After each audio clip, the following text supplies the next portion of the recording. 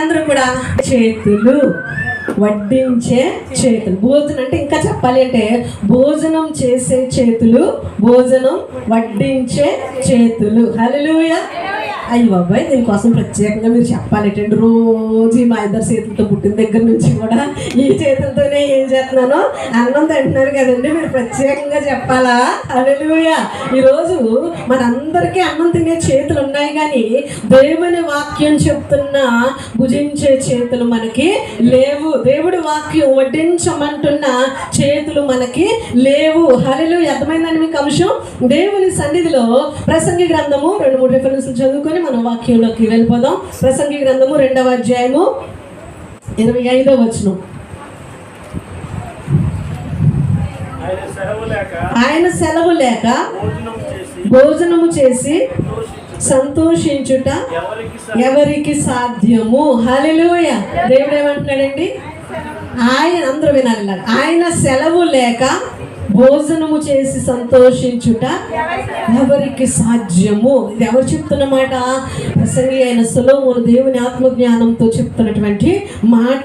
మనం అందరం అనుకుంటున్నాం, నేను కష్టపడుతున్నాను కదండి, నేను ఉద్యోగం చేస్తున్నాను కదా, నేను పనిలోకి వెళ్తున్నాను కదా, నేను తింటున్నాను అని నువ్వు అనుకుంటున్నావు. కానీ ఆయన సెలవు లేకుండా నేను ఏం చేయలేమంటండి?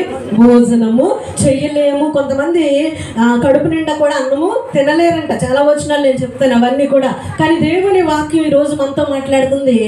దేవుడు మనందరికీ కూడా భోజనం పెట్టే దేవుడు. హల్లెలూయా. ఆయన భోజనం పెడతాడా? ఎవరు భోజనం తింటున్నావు? నీవు నేను. బియ్యం నువ్వు పండిస్తున్నావా? యాపిల్ కాయలు నువ్వు పండిస్తున్నావా? బత్తాకాయలు నువ్వు పండిస్తున్నావా? అవి ఏమన్నా నువ్వు తయారు చేసావా? యాపిల్ కాయ తీగా ఉన్నాక అందులో ఏమన్నా పందారు పెట్టావా? మనమందరం ఎవరి భోజనం తింటున్నాం? దేవుని యొక్క భోజనము. హల్లెలూయా. దేవుడు ఇశ్రాయేలు ప్రజలకి 40 సంవత్సరాలు ఏమిచ్చాడు? మన్నా. హల్లెలూయా. దానికి ఒక చక్కని మాట కూడా ఉంటది. ఆయన యెహోవా మీకు ఇచ్చిన ఆహారము అనే మాట ఉంటుంది దేవుని సన్నిధిలో. హల్లెలూయా. దేవుడు మన కొరకు ఏర్పాటు చేసినటువంటి ఆహారము. హల్లెలూయా. మనం తినే ఆహారం దేవుడే మనకి ఇస్తా ఉన్నాడు. దేవుని సన్నిధిలో ఆయన సెలవు లేకుండా నేను కూడా ఏం చేయలేము? భోజనం అనేది చేయలేము. 5 రొట్టెలు 2 చేపలు దేవుడు ప్రజలకు పెట్టాడా లేదా? 5,000 మందికి వంట చేయాలంటే ఎలాగండి చేయాలి? పూట లాస్ట్ రోజు భోజనాలు ఎన్ని వేలు అవుతాయి? 20,000, 25,000 అవుతాయి. 3వ రోజు కోట లాస్ట్ రోజుని. అంతమంది మహా అయితే 200 మందికి వంట